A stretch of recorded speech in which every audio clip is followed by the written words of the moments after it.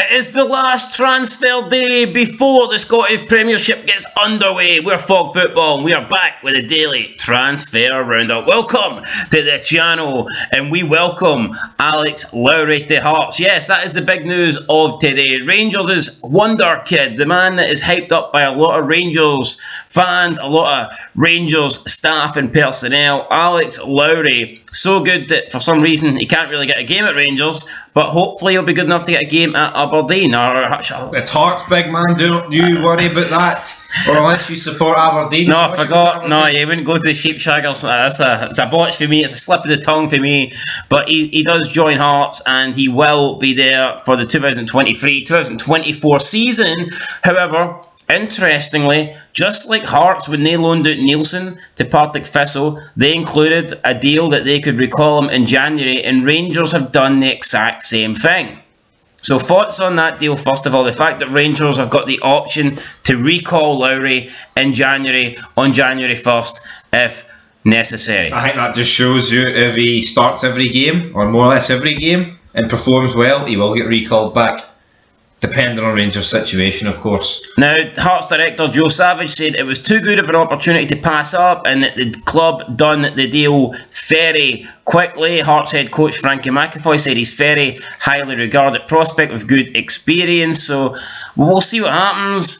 I think it's a good deal for everybody, but it won't be a good deal for Hearts if Lowry is playing a big part of the season and he is helping them on the way to third, and then all of a sudden we get to January, Rangers are like, no, we want him back. Yeah, that's obviously not going to help Hearts, but they knew it was at stake when they signed him, so you know the rules when you sign up to them, Blair. You know the rules when you sign up, but yeah, Alex Lowry, I'm excited to see him in a Hearts shirt. I think he will do well. Even if they do recall him back January 1st, I think getting him in, even for 4 months, 5 months, is better than nothing. I think his contribution will lead to Hearts winning more games than they'll lose. Is that fair? There you go. Is that a fair comment? I think it's a fair comment. Fair enough. So therefore, as a Hearts fan, I'm happy to see him come in. Young player of the season in my eyes. Could be. We made a video earlier today, but let's talk about it one more time. Yilbur Ramadani has left Aberdeen to join Serie A side Lecce for an undisclosed fee. Although I believe that fee was around the 1.1 million euros mark with a 10% sell-on fee. Is that correct?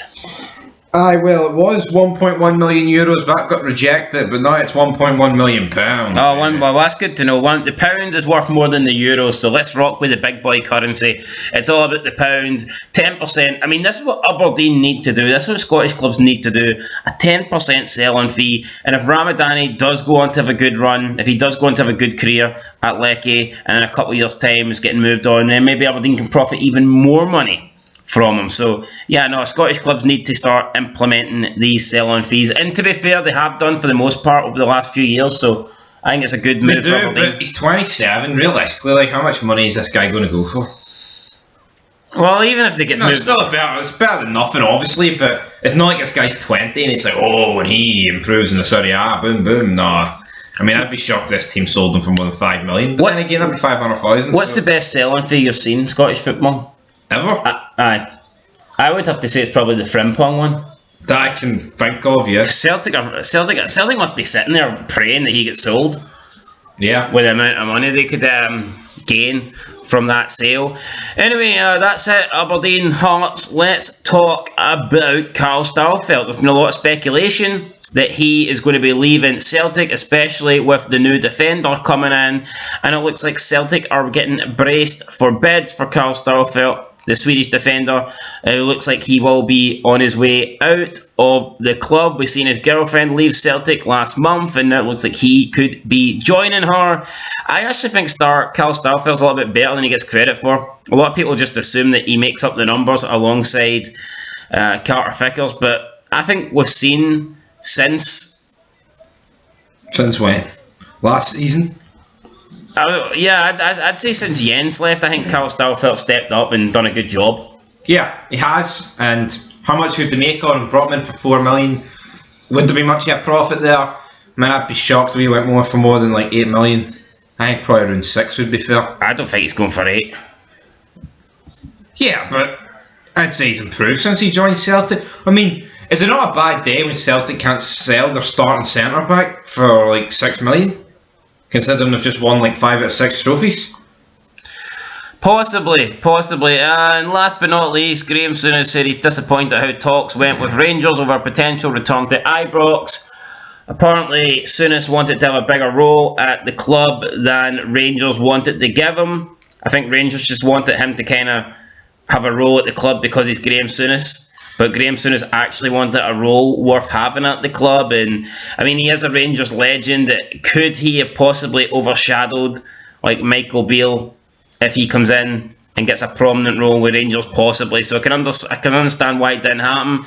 I can understand why Souness has turned this down. But, I mean, other than that, guys, that's pretty much the transfers for today. Ramadani leaves Aberdeen. Another player leaves Scottish football to go to Serie A. And we have Lowry joining Hearts on loan. Interesting to see how that deal turns out. But that's it, guys. Got the transfer window over for the now, for today, and then tomorrow it is the beginning of the Scottish Premiership. Can't wait. Who's going to go off the wins? Who's going to get off the losses? Who's going to score the first goal? You'd imagine it would be Celtic since they're kicking off Lag Day, but you never know. The amount I would pay for Celtic to get beat is insane. How much would you pay for Celtic to get beat, out of curiosity? £100? Per 50. 50? Aye. Alright, there you go, guys. 50 quid here. If anyone wants to, I don't know, give all the Celtic players food poison tonight, this guy's going to pay you 50 quid. Dodgy lasagna. The dodgy lasagna. Till next time, though, dodgy lasagna 1, Celtic 0.